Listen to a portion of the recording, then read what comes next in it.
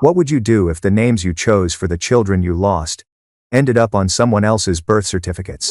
I didn't know a name could cut 3 soft syllables, and suddenly my throat felt like it was full of glass. We were at my sister-in-law's baby shower, pastel balloons, curated smiles, cupcakes pretending to be clouds, when she lifted her chin and announced the name like it was a prize she'd won. Laya. The room clapped. My stomach dropped. That was my daughter's name, the daughter I never got to meet. When I pulled her aside and said, quietly, that it was the name I had chosen for the baby I lost, she tilted her head and sang, almost cheerful. Well, it's not like you were going to use it. Laughter kept going. The air got colder. Let me go back. People pat my hand when the word trying comes up. Don't lose hope. Medicine is amazing. Just relax. Mine isn't the tidy, hopeful story the gift bag cards love. Mine is the kind that unravels. I could get pregnant. I just couldn't stay pregnant. Second trimester, 3 separate times, right when your body starts to trust it. 3 daughters who had names and lullabies and folded blankets and no birthdays. Kindness came from most corners, except one. Vanessa, my sister-in-law, knew my losses. At first she seemed like a friend. Hair strokes. You'll be the godmother promises. Long, honeyed texts. Then she took my first daughter's name, later the second, and when I thought I couldn't be startled anymore, she took the third. She would even send nursery photos. Thinking of your Amelia. Isn't this wallpaper perfect? The casual cruelty felt practiced. If you're wondering about my husband, he was there. Always.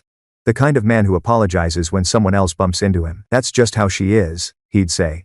Like the sentence itself could help me survive a holiday. I tried to make peace with it. I told myself that at least those names would live in the world attached to a child who laughed. I rebuilt my body like a project. Greens, Pilates, sleep tracked like a job. Hope kept dissolving into hospital lights, and the heavy silence where a heartbeat should be. Then one evening around her kitchen island, Vanessa joked mug in hand about which name of mine she might steal next. Everyone chuckled like it was a bit. I went very quiet. If she insisted on making my grief a party game, I was done playing fair. At the next family gathering, while cousins raced underfoot and plates clicked against platters, I leaned in and told her I'd found a secret middle name in my late mother's diary, a hidden heirloom nobody knew. Serafina, I said, letting it glow. Means sacred child in an old language. She drank it like honey. For the first time in years, I felt a spark of control. Childish plan. Petty plan. It worked. She ran with it. Honoring family history, she posted. Invitations went out with the heirloom embossed. Frosting swirls carried the letters like a crest. I told myself I was fine because I was pregnant again farther than ever. Third trimester, finally in sight. 29 weeks. Every morning I woke with a hand on my belly and whispered please. Then came her shower, 8 months into her perfect content calendar, and days into my cautious joy. She was mid-speech about legacy when I stood dressed loose enough to hide what I wasn't ready to announce and said, steady. 29 weeks today. The room gasped. Her face went chalk. My husband, polite as ever, lifted his phone and asked too calmly about the research behind Serafina. Because if you actually search it, it isn't ancient anything, it's a brand of constipation relief. The crowd fell into an awful quiet.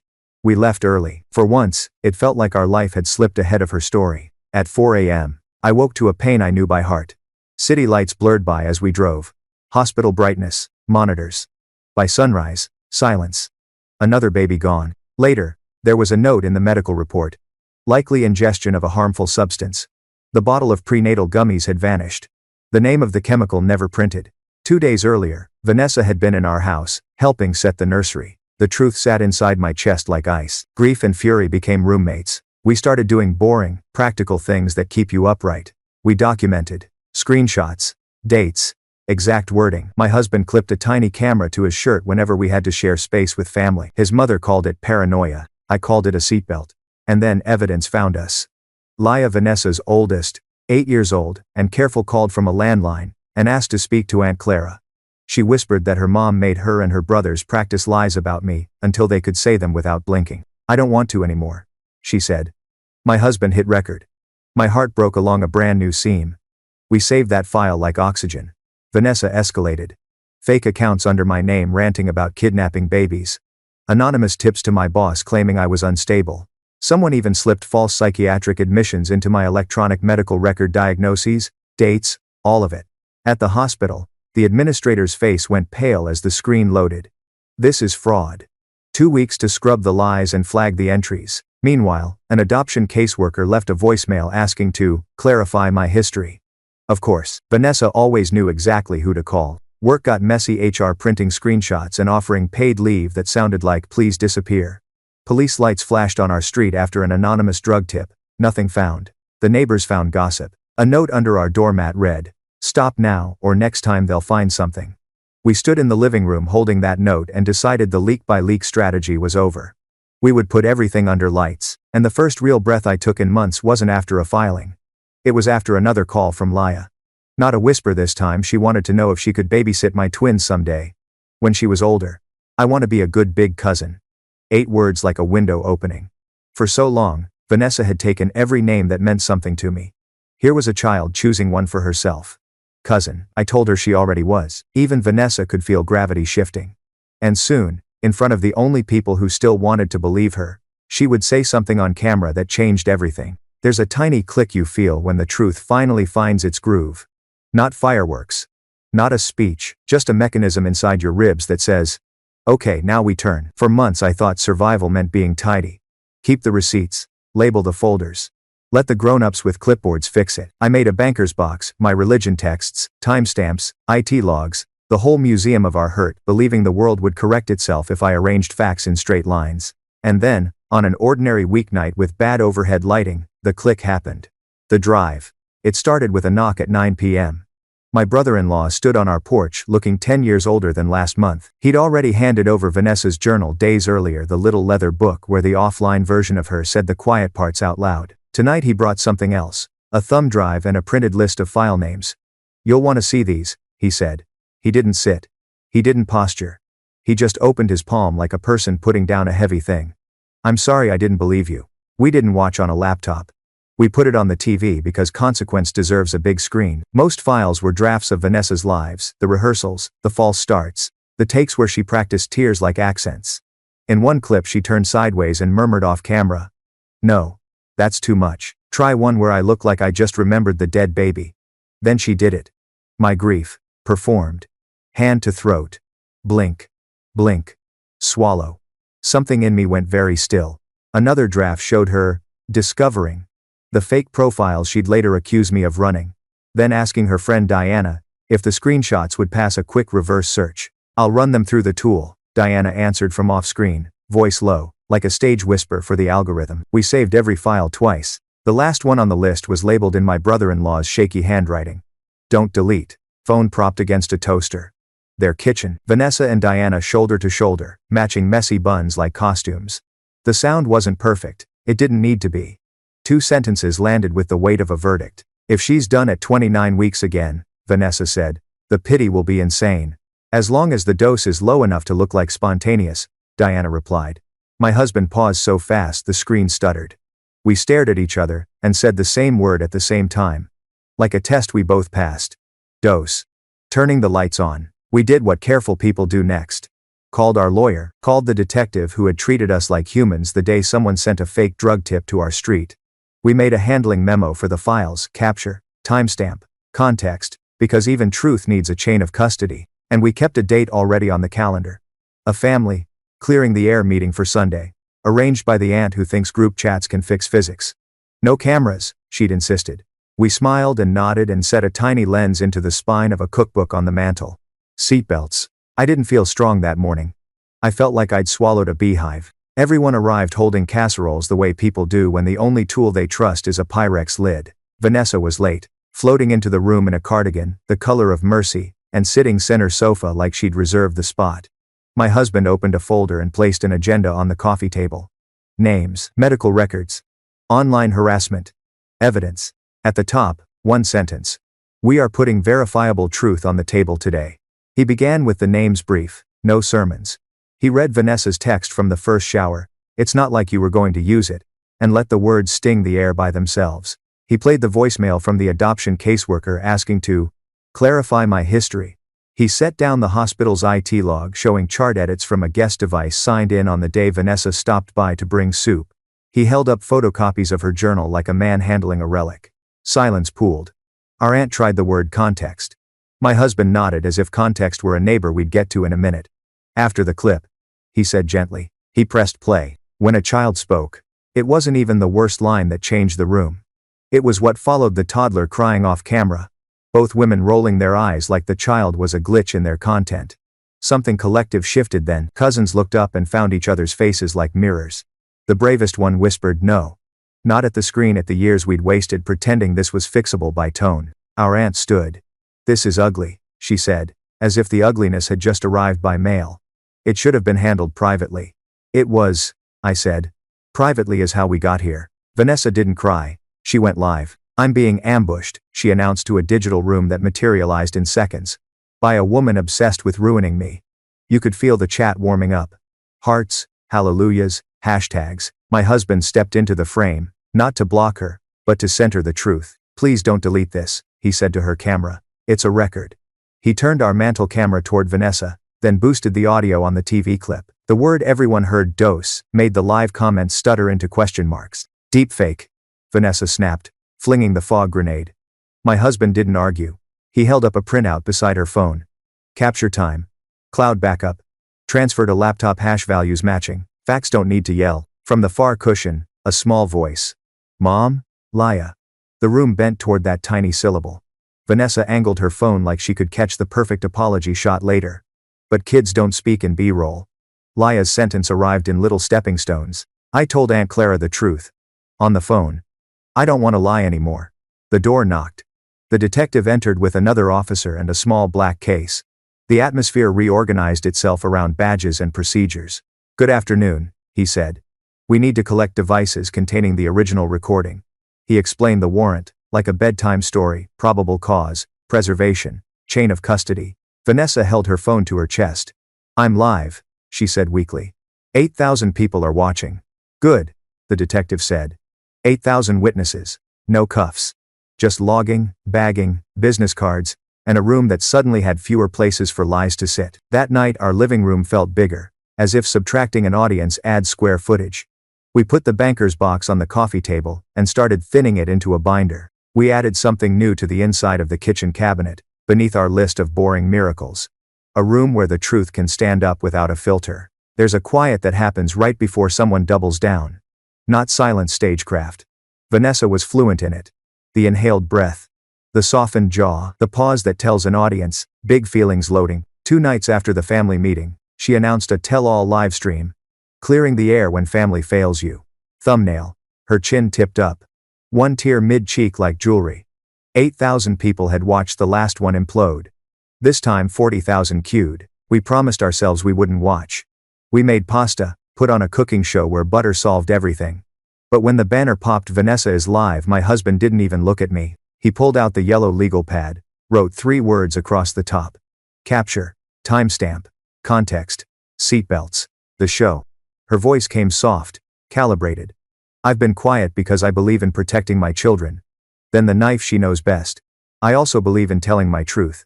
Thanks for watching the sea, which you know every watching that him. That the sea fill to is no and in pesos." She never said my name, but the cut was clear. A jealous woman. A relative who wants me to be the villain. The clip of her saying dose was heavily edited. The detective was biased. The judge didn't understand the pressures women face online. And then what I didn't think she'd risk, she pulled Laya into frame. Not fully. Just enough. The edge of a shoulder. A braid tied with yellow ribbon. "Sweetheart." She cooed. "Do you remember the night everyone was yelling?" "Yes." "And were you scared?" "Yes." "Who scared you?" A pause 1 second too long. Long enough for the chat to lean forward. "You," Laya said. Her mother's face cracked for half a breath, then re-smoothed. "Off mic, not off camera. We're done." The braid slipped out of sight. The mirror flash. She should have ended the stream. Even her diehards were typing ellipses.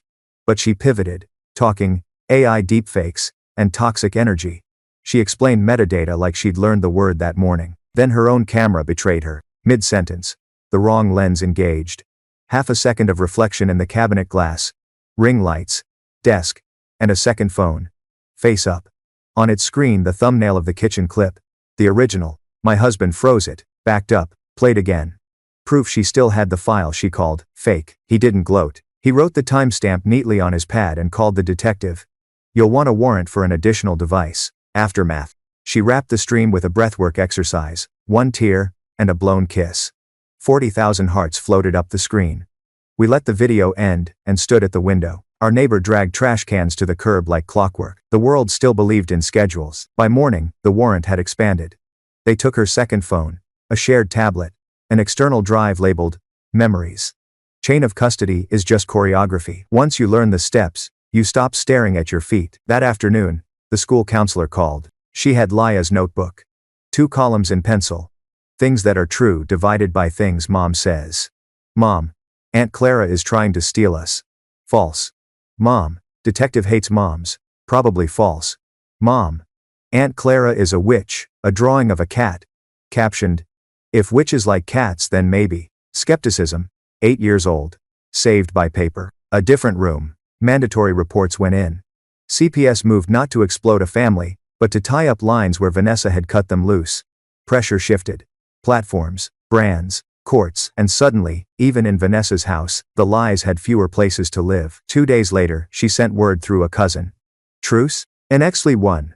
We sent one back. We're open to a truce that begins with accountability. The envelope wasn't thick, but it felt heavier than any court order we'd handled so far. It wasn't from her. It wasn't another law firm trying to posture. It came stamped by a courthouse clerk in a county we'd never even driven through. Inside. In rename change of minor children. Petition filed by her husband, 2 children listed. One of them, Laya. The language was plain, almost tender. A request to give them names untouched by stagecraft. Away from trophies and bruises. Best interest of the child. And then the line that bent me in half over the counter. They deserve names that don't hurt anyone anymore. Preparing for a room we might not enter, the school counselor called that night. Not with instructions, but with steadiness. If this happens, she said, kids can grieve an old name and love a new one. They can hold both. The trick is, let them. The amicus attorney was pragmatic. Family law is narrow. If you're called, speak to harm and to hope. Nothing else. Even the monitor, usually just reports and codes, softened. Don't read the comments when this leaks. People will try to turn it into a referendum. Don't let them. A child's request. 2 nights before the hearing, the phone rang. If my name changes, Laya said, her voice steady like a rehearsed line. Can you still call me the old one sometimes? Not in front of everyone. Just when I need it? My throat burned. Yes, names can be rooms too. We'll keep yours. She exhaled, then giggled. I picked the new one with Dad. It's pretty. And it was soft, like water over stones. The hearing. A small courtroom, fluorescent lights. Mercy prefers small rooms. A judge with kind eyes behind tired glasses. Vanessa's husband stood straight, folder in hand. Vanessa sat behind him in beige, looking almost ordinary. Laya, in navy dress and ribbon, beside the guardian ad litem. The judge spoke in measured words. Continuity, harm, identity. The father's voice was plain. They need a start that isn't a stage name. A name that belongs to their life, not someone else's feed. Vanessa was asked if she objected. She stood. The air sharpened. 1 sentence. I won't be the reason their names hurt. She sat again. Then it was Laya's turn. She rose, ribbon catching the light. I like my old name. It's who I was. But I want the new one too. She looked at her father. Can I keep my old one as a middle name? The judge smiled. Yes. Names can be layered. Gavel. Granted. After. Outside, in the hallway, Laya traced the embossed seal like a star on a map. Say the new one? She asked. We did, softly, like practicing a hymn. Then she whispered.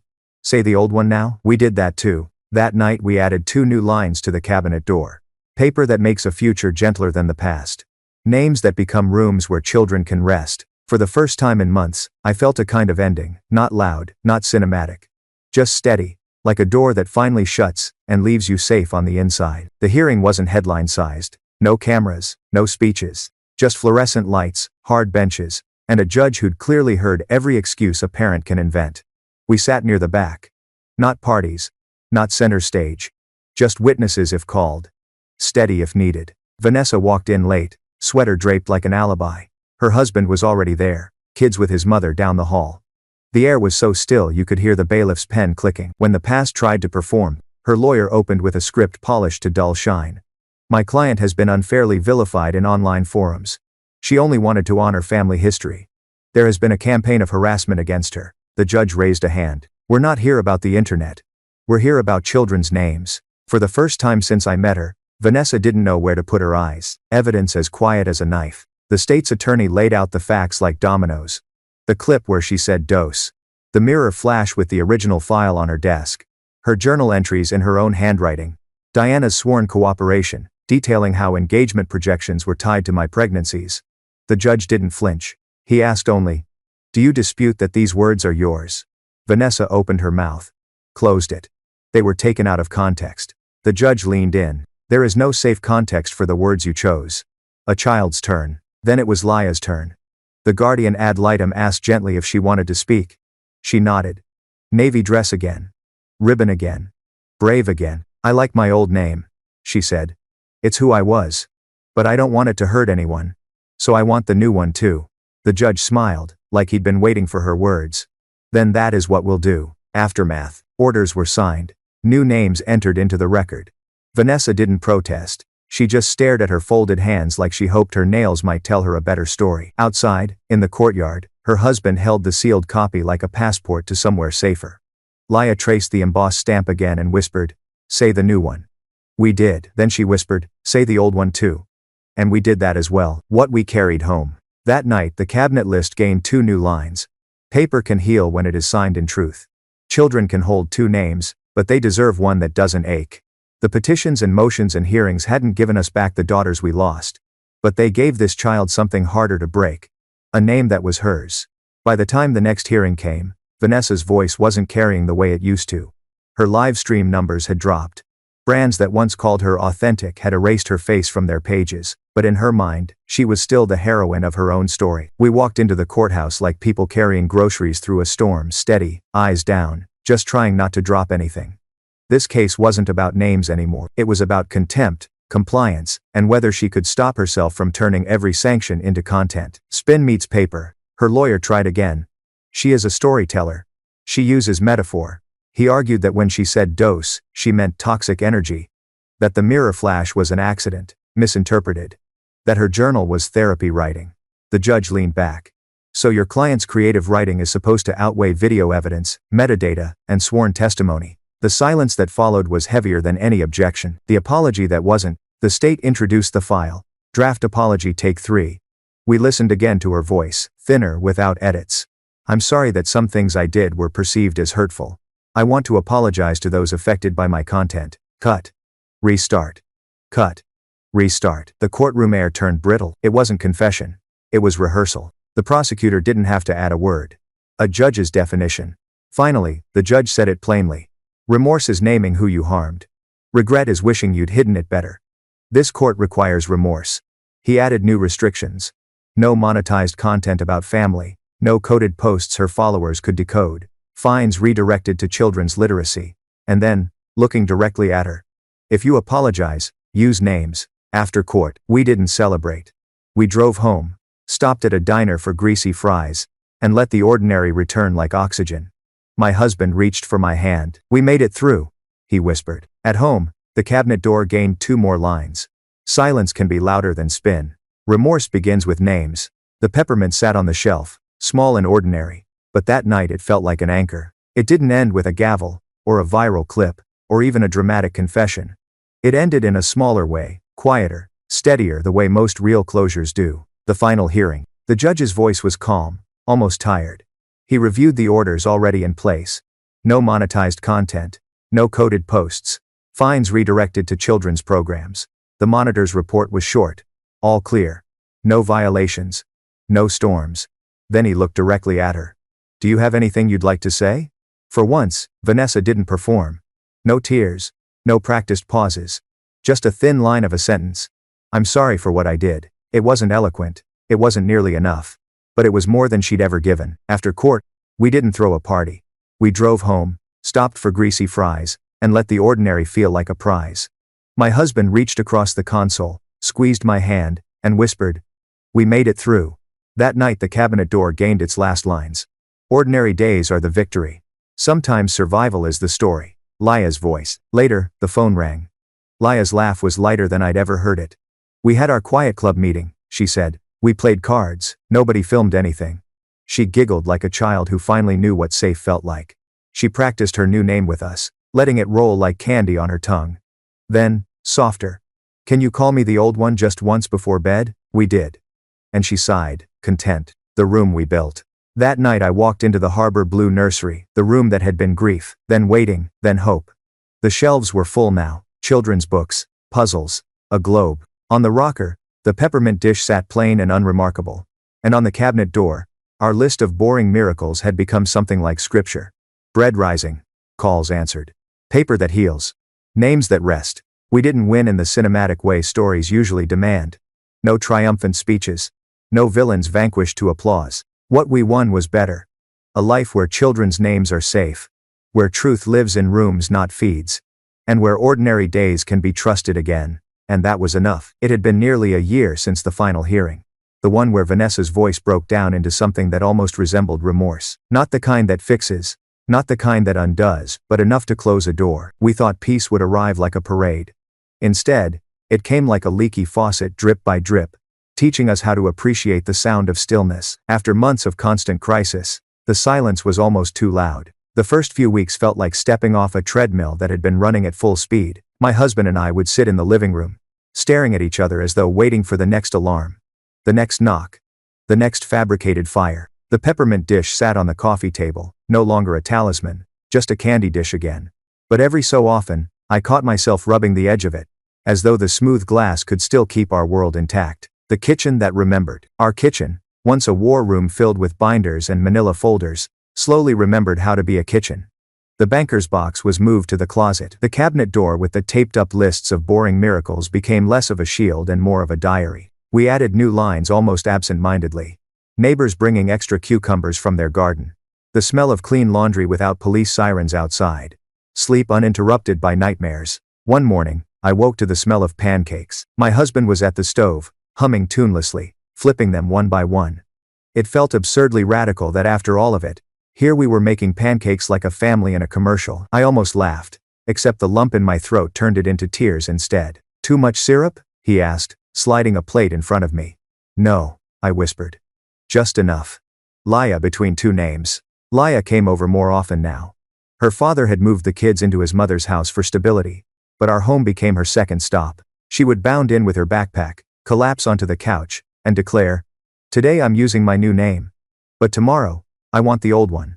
There I cam sov, was their clated master. We never questioned it. We let her choose, every time.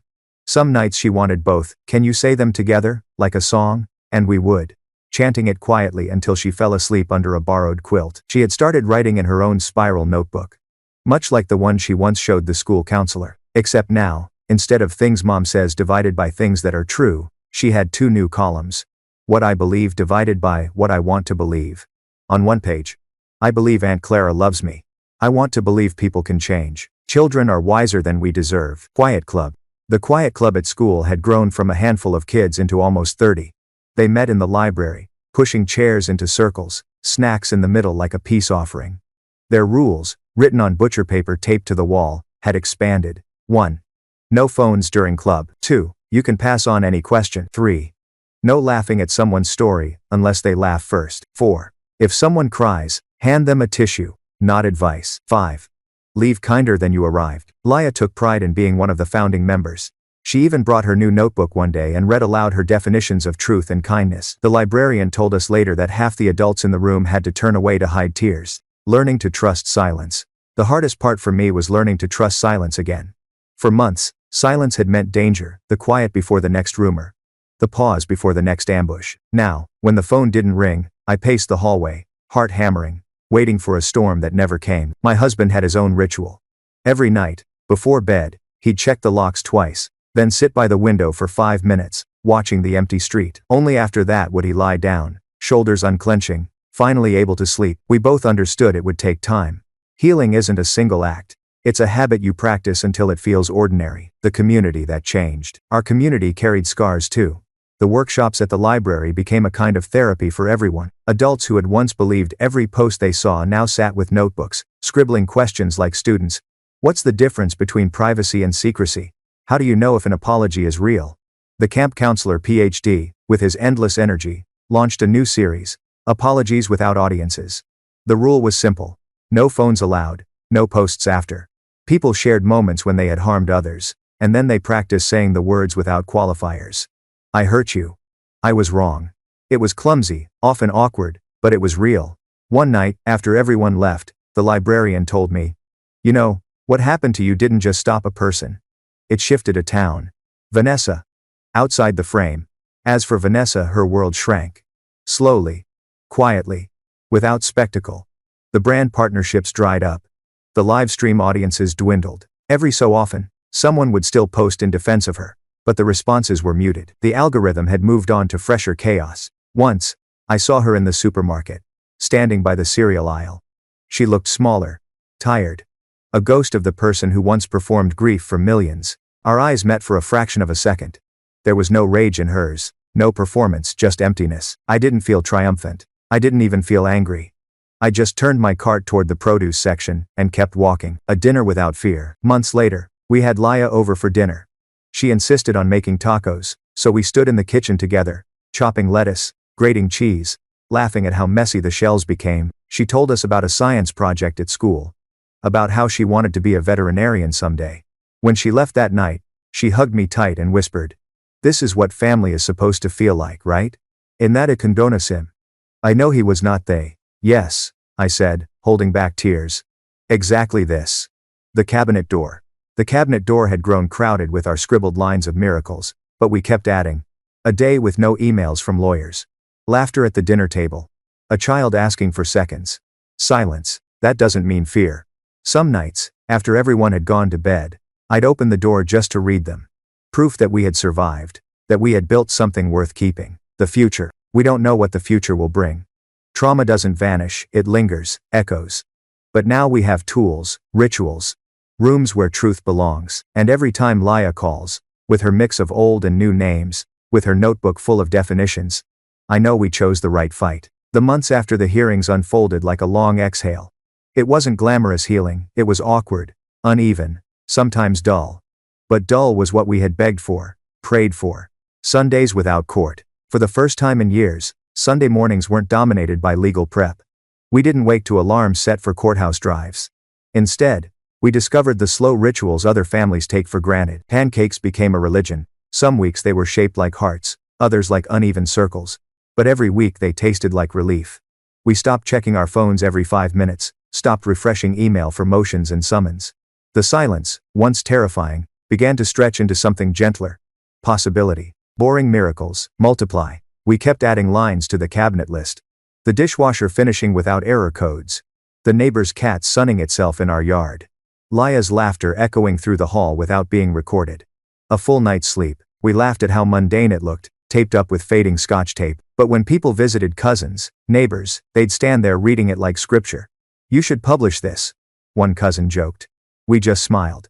It wasn't meant for public eyes. It was meant for survival. Laya's growth. By spring, Laya's hair had grown longer.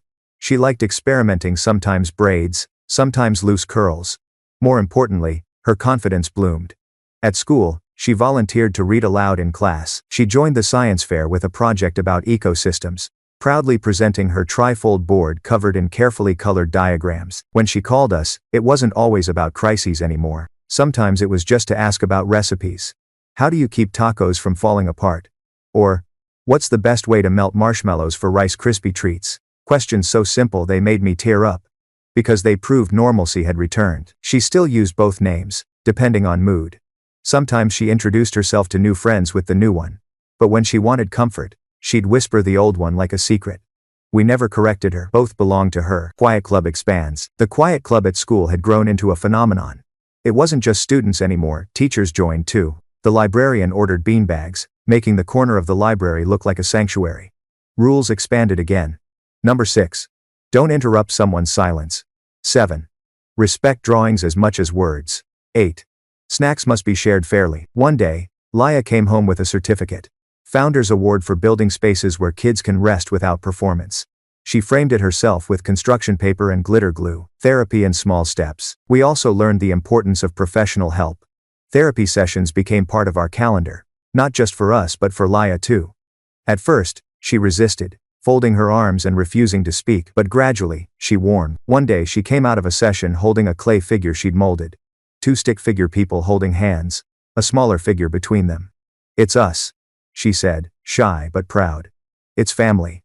That clay sculpture still sits on our mantle, more valuable than any legal paper we ever won. Vanessa's shadow. Every now and then, her shadow flickered back into our lives, rumors of a new handle online, whispers about private support groups she hosted.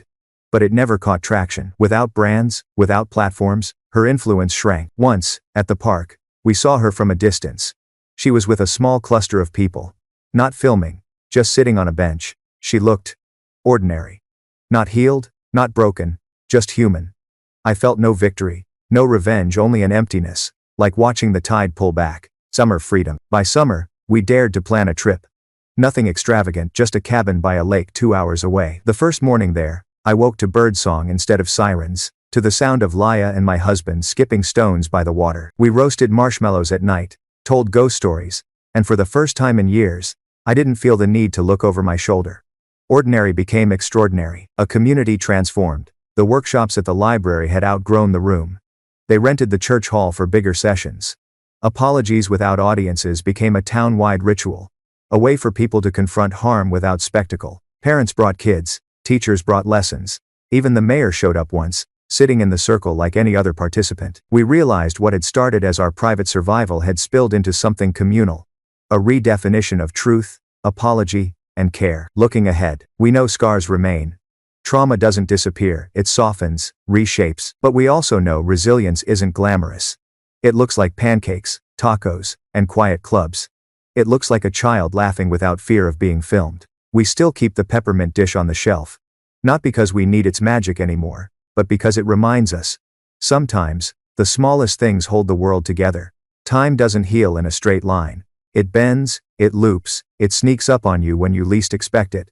Some days we laughed so easily it felt like the past had been erased. Other days, one sound, one smell, one slip of a word, could send us spiraling back into the courtroom, the live stream, the hospital. But slowly, life began to weave itself into something sturdier than memory. School plays, and applause. In autumn, Laya tried out for the school play. She got a small role, 2 lines, and a chance to sing in the chorus. She practiced at our house, standing in front of the hallway mirror, mouthing words, trying on confidence like a costume. On the night of the performance, we sat in the gymnasium, packed with folding chairs and camcorders. When she stepped onto the stage, wearing a paper crown slightly too big for her head, my heart squeezed. She delivered her lines perfectly. The applause that followed was thunderous, at least to us. Afterward, she ran into our arms, breathless. "Did you hear me? Did you hear my voice?"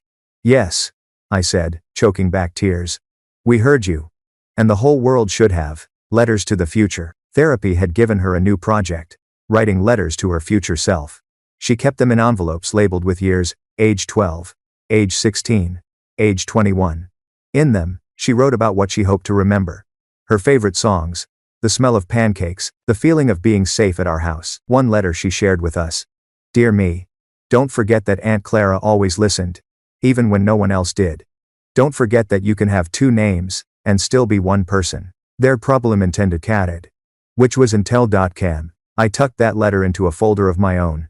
A reminder that the work we'd done wasn't for courts or communities, it was for this child's memory. Ordinary holidays. Holidays returned in small, careful steps. That Christmas, we decorated a tree for the first time in years. Laya insisted on topping it with a star she made out of foil and glitter, uneven but shining. We baked cookies that burned on the edges, but tasted like freedom anyway. On New Year's Eve, instead of watching a countdown, we wrote resolutions on slips of paper, and taped them inside the cabinet door with the list of boring miracles. Mine said, "Trust silence again." My husband said, "Laugh more often." Laya's, in uneven handwriting, "Be brave, but also be silly." At midnight, instead of shouting, we whispered Happy New Year like it was a prayer. The library project. By spring, the library workshops had turned into something bigger. A grant came through to expand the program into neighboring towns. Suddenly people were calling us community leaders, a title we never asked for but couldn't quite refuse. We helped design a curriculum, sessions on digital literacy, workshops on restorative justice, safe spaces for children to share without fear of cameras. It was exhausting but grounding, transforming private pain into public good. During one session, a teenager raised her hand and said, "I used to think going viral was the same as being loved. Now I know better." Those words stayed with me for weeks. A glimpse of Vanessa. One evening, after a library session, I walked to my car and saw her. Vanessa. She was sitting alone on a bench. No phone, no ring light, No entourage. Just a woman staring at her hands. She didn't see me, or maybe she did, and chose not to react. For a long moment, I stood there, caught between old fury and new pity. In the end, I got into my car and drove away. Healing, I realized, isn't about forcing an apology. It's about deciding when you no longer need one. Summer again. The second summer after the storm, we went back to the cabin by the lake. This time, Laya brought a friend from school. They spent hours chasing fireflies, building forts out of sticks, daring each other to jump into the cold water. At night, we lit sparklers by the shore. Laya wrote her new name in the air, glowing trails against the dark. Then, quietly, she wrote the old one too. Both shimmered, both disappeared into the night sky. Watching her, I understood something. Names can hurt, but they can also heal. In the end, they belong to the one who carries them. The cabinet grows crowded. By then, the cabinet door was nearly full. We considered starting a second one, but decided against it. Instead, we began writing smaller, squeezing words into corners. Fireflies. Stage applause. Letters to the future. Stars made of foil. One night, Laya added her own. 2 names, 1 me. Closing the year. On the anniversary of the final hearing, we lit a candle. Not to mourn, not to celebrate, just to mark the distance traveled. We sat together, eating cake, talking about nothing in particular. At one point, Laya looked up and said, "Do you think we'll ever forget all of it?" I thought carefully. Maybe not. But maybe remembering won't hurt anymore. She nodded, satisfied. Then she blew out the candle. The smoke curled into the air like a promise. Autumn lessons. By the third autumn after the storm, our life had settled into rhythms that no longer felt borrowed. The leaves turned and fell without commentary. The news cycle moved on to other scandals, and in our little corner of the world, ordinary routines reclaimed their thrones. We had spent so much time surviving that thriving felt foreign. Yet thriving didn't arrive in grand gestures, it snuck in through little things. Laya running across a soccer field with flushed cheeks, the smell of bread baking on a rainy day, the quiet relief of opening the mailbox and finding only bills and birthday cards. Laya's 2 names. One evening, she sat at our kitchen table with a notebook open, pencil tapping. "I want to write a poem," she announced. "What about?" I asked. "My names," she said simply. She wrote for nearly an hour, tongue poking from the corner of her mouth as she scribbled. Finally, she read it aloud. "One name is where I began. One name is where I grow. Both belong to me. Together, both are seeds I sow." We clapped, maybe too loudly, but she bowed anyway. That poem went onto the cabinet door, taped right beneath the list of boring miracles. Encounters with the past. Healing doesn't erase the past, it repositions it. Vanessa never re-entered our lives with force, but she hovered on the edges. Occasionally, someone mentioned spotting her at a bus stop, or working part-time at a shop. Each time, I felt a ripple of something complicated. Not rage, not pity, just distance. Once, she sent a letter not handwritten, but typed, as if afraid her own script might betray too much. It was short. "I know I hurt you. I don't expect forgiveness. I am trying to be different." We never replied. Some stories don't need sequels. The town that shifted. The library program spread to 3 neighboring towns.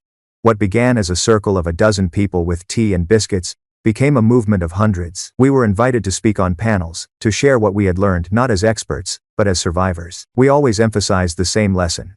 Truth doesn't need an audience to matter. And apologies aren't currency for likes. The quiet club at school became permanent, with a line in the budget and official support from the district. Other schools copied it, until it became a regional model. Seeing children sit in circles, handing tissues instead of judgment, reminded me of the first time Laya whispered, "I don't want to lie anymore." Small triumphs. The triumphs that mattered most were the small ones. Laya's first solo bike ride around the block, hair streaming behind her. The day she won second place in the science fair, ribbon fluttering on her board.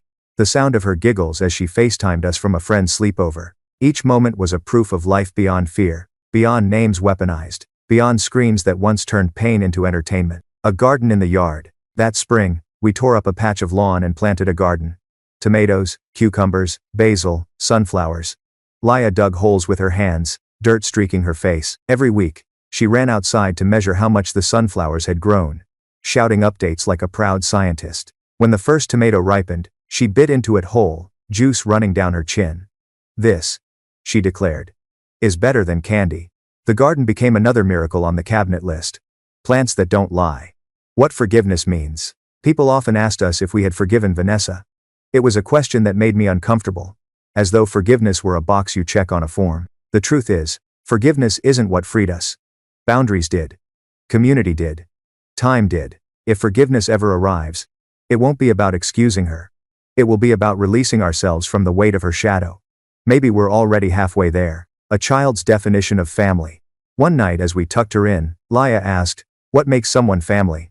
We gave the usual answers: love, care, shared meals. She shook her head. No. Family is when people don't make you choose who you really are. Her words settled into me like a seed. She was right. Family wasn't about blood or paperwork. It was about rooms where you could be fully yourself, with all your names, all your scars, all your hope. The cabinet door. Full at last. By the end of that year, the cabinet door was nearly impossible to read. Every inch covered in scrawled notes, taped over layers, stickers from Laya, doodles from us, pancakes. Silence that doesn't scare me. Poems about names. Tomatoes sweeter than candy. Family equals no choosing. We left it crowded, messy, beautiful. A living record of survival turned into life. Closing scene. On the anniversary of everything, we returned to the lake cabin. We roasted marshmallows, watched fireflies, and lit sparklers. Laya wrote both her names in the night sky again. This time, she didn't ask permission. She just laughed, shouted both names out loud, and let them vanish into the dark. As we packed up to leave, she handed me a folded paper. For the cabinet, she said. It read, "The miracle is not what we survived. The miracle is that we still laugh." I taped it inside the cabinet door when we got home. The list was complete, not because there was nothing left to add, but because we no longer needed the list to remember. Some endings aren't loud. They don't need gavels or applause. They just arrive like a steady heartbeat, whispering, "This is enough." It started with sneakers squeaking across a school gym floor. Middle school is louder than childhood, full of slamming lockers, half-whispered secrets, and sudden laughter that feels like fireworks. Laya was 12 now, her hair longer, her voice steadier, her smile sharper around the edges. 3 years had passed since the courtroom, since petitions and gavel strikes, since the cabinet door in our kitchen became a scripture of boring miracles. But survival doesn't mean the end of stories, it just means new chapters. And this chapter was hers. Early adolescence. She was caught between two worlds. Too old for dolls, too young for driver's permits. One moment, she'd be sprawled across the floor coloring with glitter pens. The next, she'd roll her eyes and declare, "That's so childish." And names the old one and the new one were still companions she carried differently each day. At school, she leaned into her new name. On sleepovers, when trust felt fragile, she whispered the old one to her closest friends like a secret code. We never corrected her. We never would. But the world had a way of remembering things you'd rather forget. The internet remembers. It started innocently. A new girl at school, scrolling late one night, stumbled across old screenshots, frozen pieces of Vanessa's past, threads that had never quite vanished from the internet. The name Laya used to carry was there, attached to posts that blurred truth and performance. The next morning, whispers followed her down the hallway. "Is it true?" someone asked. "Did your mom?" She came home furious, cheeks blazing, voice breaking between anger and fear. "Why do they still know about it? Why can't it just go away?" We sat at the table, listening. My husband reached across, steady as ever. "Because the internet keeps receipts. But receipts aren't the whole story. You get to write the rest." First test of courage. A week later, she stood in front of her class during current events. The assignment was to present something meaningful. She held up her notebook. The one she'd been filling since Quiet Club first began. "My family went through something a few years ago," she began. Her hands trembled, but her voice didn't crack. "Some of you already know parts of it from online. But that's not the whole truth. The truth is, I have 2 names. Both are mine.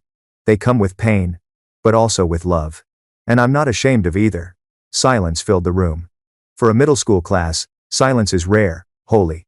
Then a classmate clapped, then another. By the end, the whole room joined in. She walked out taller than she'd walked in. Conversations at home. That night, she asked, "Do you think I'm brave?" "Yes," I said, without hesitation. "But what if it happens again?" My husband leaned forward. "Then you'll be brave again. Courage isn't something you use up. It grows every time you choose it." She nodded, chewing the inside of her cheek, then smiled. "Good. Because I think I'll need it." And has when an A with a ready close in. New boundaries. Adolescence brought other challenges. She begged for social media accounts. We hesitated, remembering how performance had once consumed our lives. We compromised. Private accounts, monitored closely, with rules taped to the fridge. Never post when you're angry. No photos of others without permission. If something feels off, trust that feeling. She grumbled, rolled her eyes, but followed the rules. Deep down, she understood why. Friendship and loyalty. Her circle of friends grew. Some drifted in and out, as middle school friendships do. But a few stayed, loyal as anchors. They called themselves the Circle, a name borrowed from Quiet Club, meeting after school to share snacks and secrets. One afternoon, they came over to bake cookies. The kitchen was chaos, flour on the floor, chocolate smears on cheeks, but as I listened from the hallway, I realized they were building something bigger than cookies. They were building trust, resilience, the kind of community we had fought so hard for. A letter to herself. At 13, her therapist suggested writing another letter to her future self. This one she sealed with red wax, declaring it off limits until she turned 18. But before sealing it, she let us read a copy. Dear me, don't let anyone make you choose between your names. Don't let the internet decide your story. Remember pancakes. Remember the cabinet. Full of boring miracles. Remember that family is when people let you be all of yourself. Love you. I cried reading it. Not because it was sad, but because it was whole. The science fair incident. At the regional science fair, she presented a project on ecosystems, complete with a mini terrarium. A judge, scanning her name badge, tilted his head. I recognized that name from somewhere. For a moment, her face paled. Then she straightened, looked him in the eye, and said, "You probably saw it online, but what you need to know about me today is that I built this terrarium, and I can tell you how every plant supports the others." The judge blinked, embarrassed, and nodded. She won third place. That night she added a new line to the cabinet. Plants that don't need applause to grow. Facing Vanessa again. When she turned 14, there was an unexpected reunion. Vanessa, now quieter, now less visible, requested a supervised visit. Her father hesitated. We debated. Laya decided she wanted to go. They met at a neutral site, a counselor's office with soft chairs and a box of tissues. Vanessa looked older, thinner, shadows under her eyes. She reached out, but Laya didn't take her hand. "I'm sorry," Vanessa whispered. "I know," Laya said. "But I don't need you to perform it. I just need you to stop." Those words were more powerful than any gavel. New dreams. By 15 her ambitions shifted. She wanted to be a veterinarian, then a writer, then both. She filled notebooks with stories about animals who could talk, about families who survived storms, about children who built clubs where kindness was law. One story began. Once there was a girl with 2 names. Everyone thought she had to pick. But she didn't. She used one for courage and one for love, and together they made her whole. And the Audrey Nochi was into then the Marga. The family expands. Life had its own surprises.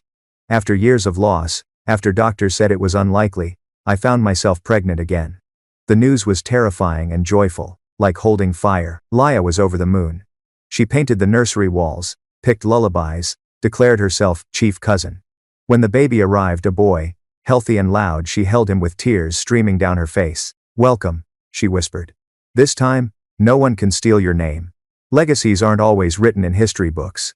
Sometimes they're scribbled in pencil on lined paper, taped to cabinet doors, whispered in library corners. The legacy we built didn't come from power or fame. It came from quiet. The expansion of Quiet Club, what began as a handful of children sitting cross-legged in a school library, had grown beyond anything we imagined. By the time Laya entered high school, Quiet Club was no longer just a student circle. It was a district-wide initiative, supported by grants, studied by educators, whispered about in parent forums. The rules had multiplied, taped to walls in classrooms across 3 towns. No phones. Respect silence.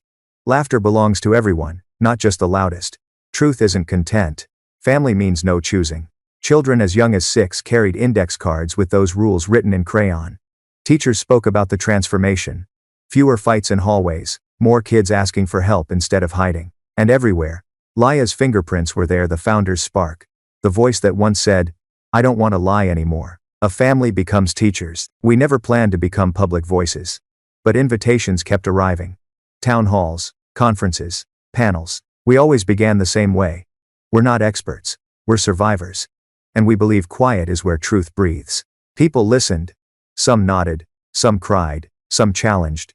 But they came, and slowly, the language of Quiet Club began weaving into everyday speech. Parents told us their children used quiet rules at home. A coach admitted he started practices with a minute of silence, giving kids a chance to reset. We realized that what had begun as our shield had become a lantern. Laya as leader. By 16, Laya was no longer just a participant. She was a leader. She organized regional gatherings, wrote handbooks for new clubs, spoke at assemblies. Her words carried weight not because of age but because of truth. At one assembly, she stood on stage, microphone trembling in her hand. "I used to think silence was scary," she said. "It felt like waiting for the next bad thing. But I learned that silence can be safe too. Quiet can be where you heal. And every child deserves that kind of quiet." The room erupted in applause. She didn't bow this time. She just smiled, steady, whole. Encounters with other families. Families began reaching out to us. Some had lived through betrayal, some through loss, some just through the ordinary exhaustion of trying to raise children in a world that never stopped filming. One family arrived at a library session looking broken. Their teenage son had been cyberbullied, his pain broadcast online for strangers' amusement. They sat in the back, arms crossed, distrustful. But by the end of the evening, their son spoke one sentence aloud. "I don't want to be a punchline anymore." The room hushed, then nodded. Another child passed him a tissue. No advice, no judgment. Just the legacy of quiet. Vanessa's ghost. Her name rarely came up anymore. She lived in the same county, but in a smaller orbit, stripped of the platforms that once amplified her. Occasionally, someone mentioned seeing her. Once, she sent another short letter. This one handwritten. "I hope she's happy." We didn't respond. We didn't need to. The legacy of quiet meant we didn't have to carry her voice anymore. A town transformed. Our town, once ordinary, became known for something unexpected. Kindness. Journalists wrote small features about the quiet clubs. Universities sent researchers. Some dismissed it as soft, unscalable. But those who visited saw children handing tissues instead of taunts. Teachers breathing easier. Parents daring to hope. One headline read, "The town that chose silence over spectacle." And we kept clipping those articles, not out of pride, but as reminders. Even the smallest ideas can ripple if you guard them well. Family moments. Amid all the attention, our family stayed grounded. Dinners, game nights, pancake Sundays. Our new baby boy grew fast, adored by his cousin's sister. Laya babysat, read bedtime stories, sang lullabies with a voice cracking between childhood and womanhood. Once, she whispered to him, "Don't worry. Your name is safe." My heart caught at those words. A promise made by a child who had lived what names can cost. The last addition to the cabinet. The cabinet door was crowded beyond recognition. Layers of tape, faded ink, stickers peeling. One evening, Laya stood in front of it, pen in hand. "I think it's full," she said. But she squeezed in one last line, sideways along the hinge. "The quiet outlasts the noise. It is there RK. Duana de Amonik." We stood together, reading it aloud. And in that moment, I realized, this wasn't just our family's legacy. It was a legacy we had shared, guarded, and passed on. Closing scene. On the anniversary of the first Quiet Club, the library held a gathering. Dozens of kids, parents, teachers. They lit candles, one for each rule of the club. Then Laya stood, taller than I remembered, and said simply, "Thank you for listening when I needed quiet." The candles flickered. The room breathed as one. And I knew.